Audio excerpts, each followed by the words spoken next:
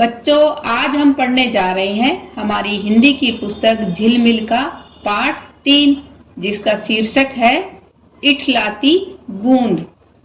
नमस्कार सभी को, हिंदी कला केंद्र में आपका स्वागत है। अगर आप इस चैनल पर नए हैं तो पहले इसको सब्सक्राइब करें व बेल आइकन को दबाना ना भूलें ताकि नए वीडियो का नोटिफिकेशन सबसे पहले आपको मिले। इठलाना का अर्थ है इतराना और बारिश की बूंदों से तो बच्चों आप परिचित हो ही, लेकिन क्या आपने सोचा है ये बारिश का पानी आता कहाँ से है? बताओ बताओ। समुद्र का पानी भाप बनकर बादल बनाता है और वहां से ये फिर वर्षा के रूप में धरती पर आता है, जहां फिर वो जमीन में चला जाता है और जहां से फिर उसे पेड़ पौधे सोख लेते हैं।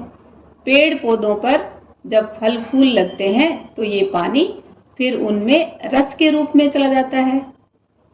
तो कुछ ऐसा ही हमारी आज की कहानी में बताया गया है।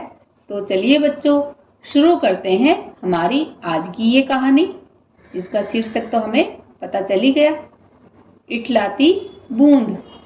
इठलाना का अर्थ है इतराना। नन्ही सी बूंद सागर की लहरों पर झूलती झूमती इठला रही थी। एक छोटी सी बूंद सागर की लहरों पर झूलती झूमती इठला रही थी। तो समुद्र की लहरें तो आपने देखी हो, तो ऊपर नीचे होती रहती है ना, तो उनके ऊपर छोटी सी बूंद झूम रही थी, इठला रही थी, उन पर इतरा रही थी। उसका मन कल्पना की उड़ान भर रहा था। कल्पना यानी नई बात सोचना। वो अपने ही ख्यालों में डूबी हुई उन पर झूमती हुई उसका मन उड़ान भर रहा था। क्या सोच रही थी वह? लहरों के झूले झूलती हुई बूंद सोच रही थी। जैसे हम झूला झूलते हैं तो आगे पीछे जाते हैं ना, वैसे ही लहरें भी ऊपर नीचे गिरती रहती हैं। तो उन पर झूले की तरह उन पर झूलती हुई बूंद सोच रही थी, काश काश। ये सब कब सोचते हैं हम? कोई काम अपनी इच्छा अनुसार होने की उम्मीद। तो जब हम सोचते हैं काश ऐसा हो जाए, तब वह सोच रही है, काश मैं आसमान में बादलों के संग उड़ती। वह अपने मन में कल्पना भर रही है। कौन? नन्ही सी बूंद कि काश मैं आसमान में बादलों के साथ उड़ती, वहां से खेतों को देखती। जब आसमान में बादलों के संग चली जाती तो वहां ऊपर से खेतों को देखती, बाग बगीचों को निहारती। निहारना यानी ध्यान से देखना। वहां से सुंदर सुंदर बाग बगीचों को देखती, बड़े बड़े वृक्षों की ऊंची चोटियों को देख पाती। वृक्षों यानी पेड़ों को। तो वह सोच रही है बड़े बड़े पेड़ों की ऊंची चोटी को वह देख पाती, क्योंकि वह तो जब बादलों के ऊपर पहुंच जाती तो ऊपर से नीचे उसे देखने का मन कर रहा था, कि वहां से वह देखना चाहती है कि कैसे हमारे खेत दिखते हैं, बाग बगीचे और वृक्षों की ऊंची चोटियों को वह देखना चाहती है। यह सोचते सोचते उस पर सूर्य की किरणों का चौंधा पड़ा। चौंधा का अर्थ है किरणों का तेज प्रकाश। तो जब आपने देखा होगा सूर्य की तेज किरणें धरती पर गिरती हैं तो वहां से पानी भाप के रूप में बनकर ऊपर उड़ना शुरू हो जाता है। तो जब उस बूंद पर सूर्य की किरणों का तेज प्रकाश पड़ा, सूरज के ताप से, ताप यानी सूरज की गर्मी या तपिश से गर्माहट पाकर वह भाप बनकर आसमान में उड़ चली। भाप तो बच्चों आपने अपने घर में देखा होगा कि उबलते हुए पानी का जब ढक्कन हटाते हो तो उस पर भाप निकलती हुई देखी है ना, क्योंकि वह जल का वाष्पीय रूप होता है। तो इस तरह से पानी की वह बूंद भाप बनकर आसमान में चली, बादलों के संग मिलकर, संग यानी बादलों के साथ मिलकर देश देश घूमी। जैसे बादल एक देश से दूसरे देश में घूमते रहते हैं, वैसे पानी की बूंद भी उनके साथ होली। क्योंकि आपने देखा होगा कि समुद्र का पानी जब भाप बनकर आसमान में उड़ता है तो वह बादलों का रूप ले लेता है, बादलों में चला जाता है। तो पानी की बूंद भी बादलों के संग होली और वहां देश देश घूम रही है। ऊंचे पर्वतों की चोटियों को छूती हुई आगे निकल गई। यही तो उसका मन कर रहा था ना। खेतों और बाग बगीचों को देखकर वह कुछ उदास हुई।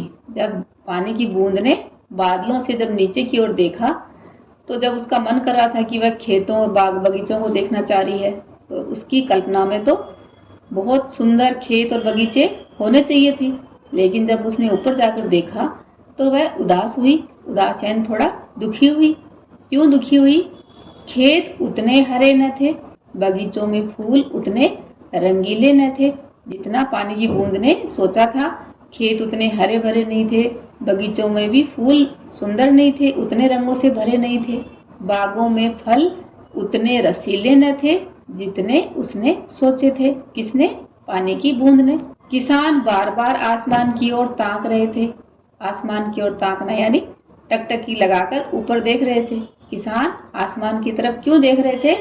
क्योंकि वह बारिश का इंतजार कर रहे थे। उनके चेहरे पर उदासी थी। उदासी क्यों थी? क्योंकि बारिश नहीं हो रही थी। वे सूखे खेतों को देखकर निराश थे। निराश यानी थोड़ा हताश थे अपने सूखे खेतों को देखकर। ये सब देखकर बूंद का सारा उत्साह ठंडा पड़ गया। उत्साह यानी जिस जोश से वह ऊपर उड़ रही थी, वह सारा जोश उसका कम हो गया। उसका मन दुख से पिघल गया।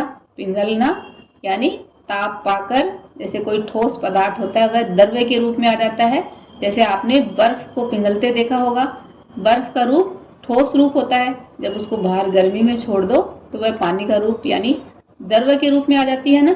तो वैसे ही उसका मन भी पिघल गया और वह धरती पर आ गिरी, यानी पानी के रूप में वह धरती पर आ गई। बूंद मिट्टी में मिलकर एक पेड़ की जड़ तक जा पहुंची। तो जब बारिश का पानी हमारी जमीन पर यानी धरती पर आता है तो वह पानी कहाँ जाता है? थोड़ा नदी नालों में चला जाता है, बाकी का जमीन सोख लेती है और फिर जमीन से वह पानी पेड़ पौधे सोखते हैं। तो इस तरह से बूंद मिट्टी में मिलकर एक पेड़ की जड़ तक जा पहुंची। पेड़ के तने ने उसे ऊपर खींच लिया और उस टहनी तक पहुंचा दिया जहां पर फल लगे थे। किसान बाग में आया तो रसीले यानी रस से भरे हुए आमों को देखकर उसका मन झूम उठा। मन झूम उठना ये एक मुहावरा भी है जिसका अर्थ है बहुत अधिक प्रसन्न होना, यानी किसान का मन बहुत खुश हो गया। उन्हें टोकरे में लेकर जब वह बाजार पहुंचा तो मीठे रसीले आम हाथों हाथ बिक गए। हाथों हाथ यानी तुरंत बिक गए, क्योंकि सब लोग रसीले आमों का इंतजार कर रहे थे। जानते हो उस बूंद का क्या हुआ? बताओ बच्चों, उस बूंद का क्या हुआ? अरे जो रसीला आम तुम चूस रहे हो उसी में तो वह बूंद छिपी है। यानी जब पेड़ पौधों ने उसको अपने अंदर सोख लिया तो वह पानी तने से होता हुआ उस जगह पर चला गया जहाँ पर फल लगे हुए थे। तो वह पानी की बूंद फल के रूप में यानी रस बनकर फिर से हमारे पास आ गई। कहने का अर्थ है कि पानी बिना कुछ भी संभव नहीं है। पानी है तो ही जीवन है।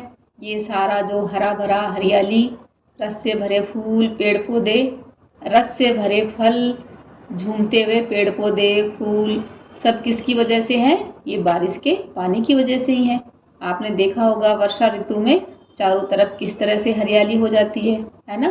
तो हमारे जीवन में पानी का बहुत महत्व है। पानी के बिना हमारा कोई अस्तित्व नहीं है। अब बच्चों इस पाठ के अभ्यास प्रश्नों को इसके भाग 2 में करेंगे। अगर हमारे वीडियो बन ही रहे हैं आपके फेवरेट, तो फिर क्यों ना करें इनको लाइक, सब्सक्राइब और रिकमेंड। हमें और बेहतर बनाने के लिए आप कर सकते हैं कमेंट। धन्यवाद।